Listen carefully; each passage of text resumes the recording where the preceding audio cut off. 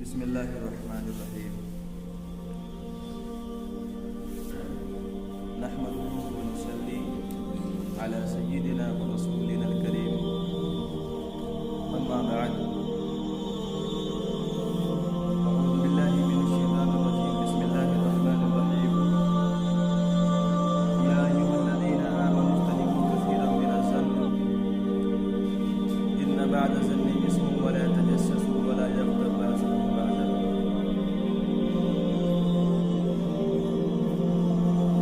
صدق اللہ العظیم وقال النبی صلی اللہ علیہ وسلم لا يؤمن أحدكم حتى أكون هواه تبعا لما جئت به آمنت بالله صدق الله مولانا العظيم وصدق رسوله النبي الكريم ونحن على ذلك لمن الشاهدين والشاكرين والحمد لله رب العالمين. یہ بات کون نہیں جانتا کہ امن اور سلامتی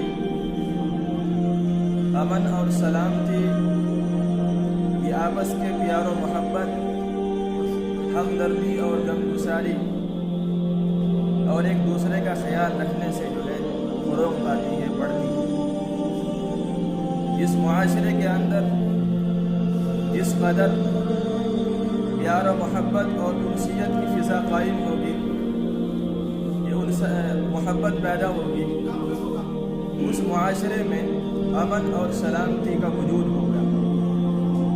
اور جہاں آپس کے تعلقات خراب ہوں گے، محبتیں نہیں ہوں گی، محبت اور انسیت کی فضا نہیں ہوگی، تو وہاں امن اور سلامتی کا وجود خطرے میں ہوگا. امن اور سلامتی وہاں نظر نہیں آئے گی.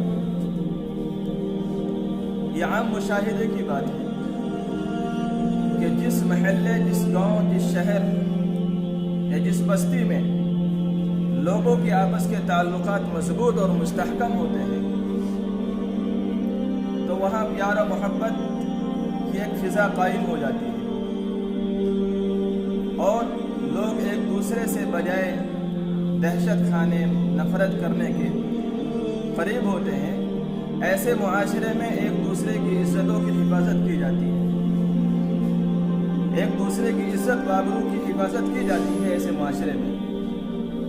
اور ایسے معاشرے میں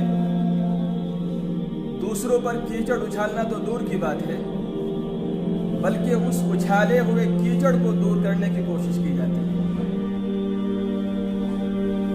اور جس سماج کے اندر یہ خوبیاں پیدا ہو جائیں، یہ صفات پیدا ہو جائے، وہ سماج، وہ معاشرہ امن اور سلامتی کا گہوارہ بن جاتا ہے.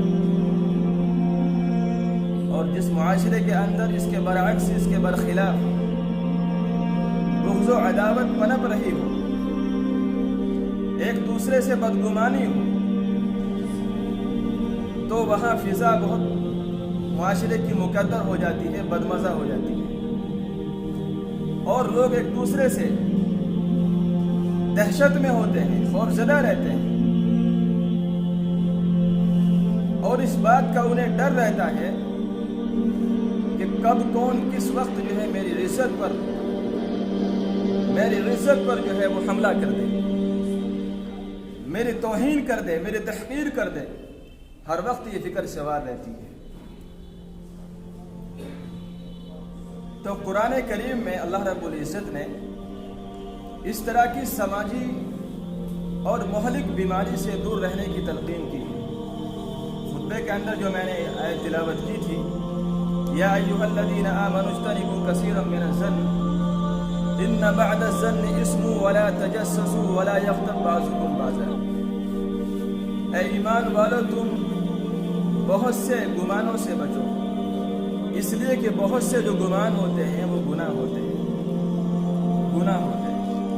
ولا تجسسوا، اور جاسوسی مت کرو، ایک دوسرے کی تہمیں نہ رکھو، ایک دوسرے کے عیب تلاش نہ کیا کرو، اور آپس میں ایک دوسرے بھائی کی غیبت نہ کرو. ولا یغتب بعضکم بعضا، کیا تم میں سے کوئی یہ پسند کرے گا کہ اپنے مردار بھائی کا گوشت کھائے؟ یقیناً تم اس کو ناپسند کرو گے، کراہیت محسوس کرو گے. بے شک اللہ تعالیٰ توبہ قبول کرنے والا ہے، مہربان ہے، رحم کرنے والا ہے۔ اور بخاری شریف کی روایت بھی کہ تم بدگمانی سے بچو۔ بدگمانی سب سے بڑی جھوٹی بات ہے۔ آپس میں نفرت نہ رکھو، آپس میں بغض نہ رکھو، آپس میں حسد نہ رکھو، اور آپس میں ایک دوسرے سے بڑھنے کی بیجا ہوس نہ رکھو۔ اللہ کے بندے تم مسلمان ہو، بھائی بھائی بن کے رہو۔ اور ایک اور روایت میں اللہ کے نبی علیہ السلام نے خانہ کعبہ کو دیکھ کر فرمایا کہ تو کتنا عظیم الشان ہے، تیری شان کتنی بلند ہے، تو کتنی تکریم والا ہے، لیکن اللہ تعالیٰ نے ایک مسلمان کو تجھ سے زیادہ معزز بنایا ہے، تجھ سے زیادہ معزز بنایا ہے۔ تو انسانیت کی عزت کی اتنی قدر کی گئی ہے کہ اس کی عزت کو کعبے سے بھی بلند کر دیا گیا، کعبے سے بھی بلند کر دیا گیا۔ اور میرا اور آپ کا آج حال یہ ہے کہ ہم ایک دوسرے پر کیچڑ اچھالنے، بدگمانی کرنے، ایک دوسرے کی پگڑیاں اچھالنے پہ تلے ہوئے ہیں، اور ہمیں قطعی اس کا احساس نہیں۔ ہم ایک دوسرے کی آبرو سے اور عزت سے کھیل رہے ہیں، ہمیں قطعی احساس نہیں اس چیز کا۔ جبکہ بدگمانی یہ ایسی سماجی اور مہلک اور معاشرتی بیماری اور برائی ہے کہ اس کے بہت سارے مفاسد ہیں، اس کے اندر بہت ساری خرابیاں ہیں، سماجی خرابیاں ہیں۔ یہ بدگمانی بہت ساری خرابیوں اور بیماریوں کو جنم دیتی ہے۔ جب انسان کسی سے بدگمان ہوتا ہے تو اس کے بعد کیا ہوتا ہے کہ اس کی ٹوہ میں لگتا ہے، اس کے بعد وہ غیبت کے گناہ کے اندر بھی مبتلا ہوتا ہے، اور اپنی تمام تر توانیاں اور طاقت اور صلاحیت اسی کے اوپر خرچ کرتا ہے۔ تو ایک بیماری سے، ایک بدگمانی کے گناہ سے کتنی بیماریاں، کتنی برائیاں جنم لے رہی ہیں۔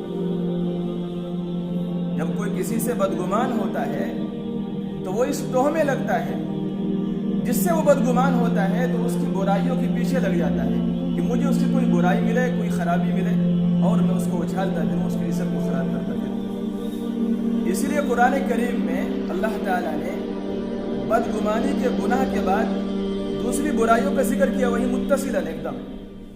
اس سے اس بات کی طرف اشارہ ہے کہ بدگمانی کا لازمی نتیجہ یہ ہے کہ اس سے دوسری برائیاں جنم لیتی ہے، دوسری برائیاں اس سے نکلتی ہے۔ اور یہ بدگمانی کا زہر ایک ایسا زہر ہے جو ہماری اجتماعی زندگی کی بنیادوں کو کمزور کر دیتا ہے، اور ہمارے آپسی تعلقات اور رشتہ داریاں سب ختم ہو جاتی چلی جاتی ہیں، اور ہمارے نوجوانوں کی طاقت اور توانائی اس بات پر خرچ ہوتی ہے کہ بس وہ آپس کی لڑائی جھگڑوں میں جو ہے ان کا قیمتی وقت چلا جاتا ہے، گزر جاتا ہے۔ جو وقت جہاں لگنا چاہیے تھا وہاں سے وہ وقت نکل کر وہاں نہ لگ کر کے جو ہے اس طرح کی چیزوں میں اس کا وقت لگ جاتا ہے۔ اور زندگی کے میدان میں، ہر میدان میں، علم کے میدان میں، فن کے میدان میں، سیاست کے میدان میں، معیشت کے میدان میں ہمارے نوجوان ناکارہ ثابت ہوتے ہیں۔ کیوں؟ اس کی وجہ بدگمانی ہے، اور اس میں صرف وہ نوجوان ہی مبتلا نہیں ہے، بڑے لوگ مبتلا ہیں۔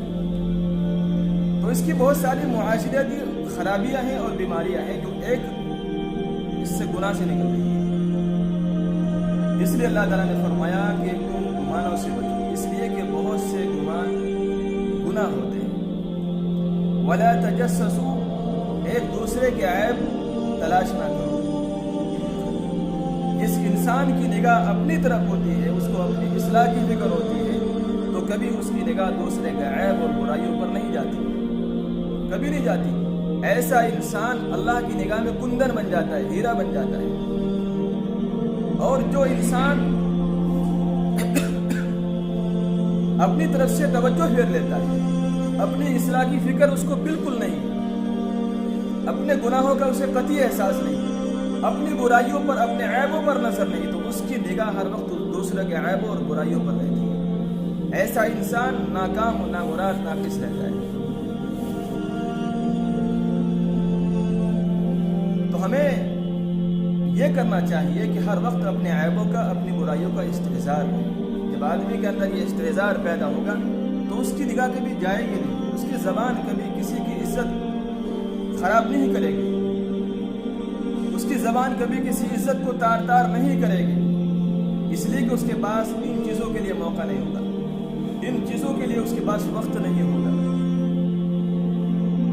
لیکن ہم وہ کر رہے ہیں جو نہیں کرنا چاہیے، اپنے اس قیمتی وقت کو اور اس زبان کو جو اللہ کے ذکر میں مشغول ہونی چاہیے تھی، مصروف ہونی چاہیے تھی، وہ زبان ہماری غیبتوں میں، بہتان تراشیوں میں اور بدگمانیوں میں جو ہے مبتلا ہے، مصروف ہے۔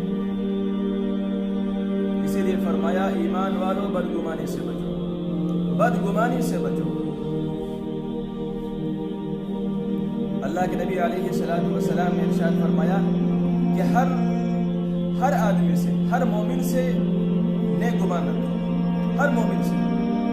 اس کی شرح میں جو ہے علماء ربانیین لکھتے ہیں کہ اگر کسی انسان کے اندر 99 دلائل گناہ کے ہیں اور ایک دلیل اس کے اچھے ہونے کی ہے، یعنی ایک راستہ اس سے حسن ظن رکھنے کا بھی ہے، باقی 99 دلائل اور ثبوت بدگمانی کے ہیں، تو پھر بھی حکم یہ ہے کہ اس ایک راستے کو اختیار کر لو جو حسن ظن کا ہے۔ وہ راستہ اختیار کیا جائے گا جو حسن ظن کا ہے۔ جو کسی سے بدگمانی کرتا ہے بغیر کسی ثبوت کے، بغیر کسی دلیل اور تحقیق کے، وہ اپنی ذات کے اوپر مقدمہ کرتا ہے، اپنی ذات کے اوپر وہ مقدمہ کرتا ہے، اور قیامت میں جب وہ مقدمہ اللہ کے سامنے پیش ہوگا تو اللہ تعالیٰ اس سے پوچھیں گے تمہارے پاس کیا دلائل تھے، تمہارے پاس کیا ثبوت تھے، کیا دلیل تھی، تم نے جو فلاں کی بیوی کی عزت اچھالی تھی، فلاں کی پگڑی اچھالی تھی، فلاں کی عزت کو خراب کیا تھا، تمہارے پاس کیا دلائل تھے اس کے، تمہارے پاس کیا ثبوت تھا اس کا؟ کوئی ثبوت نہیں ہوگا پھر ہمارے پاس۔ تو اس لیے فرمایا گیا ہے کہ اگر 99 دلائل کسی سے بدگمانی کی ہو اور ایک دلیل حسن ظن کی ہو تو اس حسن ظن کی دلیل کو سامنے رکھا جائے گا اور اسے اختیار کیا جائے گا۔ اور ہمارا مزاج الٹا ہے۔ اسلام کا مزاج تو یہ ہے کہ کسی کے اندر 99 برائیاں ہو، 99 عیب ہو، ایک خوبی ہو تو 99 کے اوپر پردہ ڈال دو، ایک خوبی کو گاتے پھرو کہ فلاں کے اندر یہ خوبی ہے بھائی۔